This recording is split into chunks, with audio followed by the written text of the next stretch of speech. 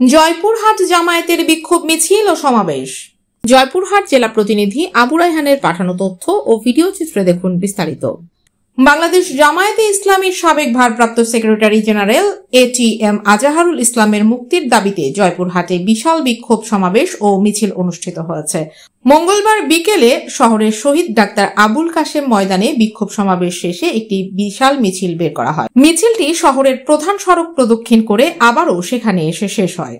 সমাবেশে বক্তব্য রাখেন জেলা জামায়াতের আমির ডাক্তার ফজলুর রহমান সাইদ, সেক্রেটারি গোলাম কিবরিয়া মণ্ডল, সহকারী সেক্রেটারি হাসিবুল আলম লিটন, SM রাশেদুল আলম সবুজ, সদর উপজেলা আমির ইমরান হোসেন ও শহর জামায়াতের আমির আনোয়ার হোসেন। বক্তারা বলেন, অন্তর্বর্তী সরকারের দায়িত্ব গ্রহণের আজ 6 মাস 10 দিন অতিবাহিত হচ্ছে। বর্তমান সরকারের আমলে এই প্রথম জামায়াতে ইসলামী রাজপথে নামতে বাধ্য হয়েছে। স্বৈরাচারী শেখ হাসিনার পতনের পর দেশবাসী আশা করেছিল তারা সকল প্রকার জুলুম নির্যাতন থেকে রেহাই পাবে।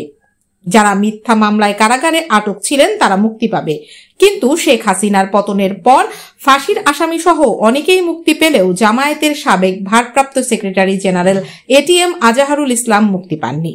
মিথ্যা মামলায় তার মুক্তি না হওয়ায় দেশবাসী বিস্মিত ও হতবাক।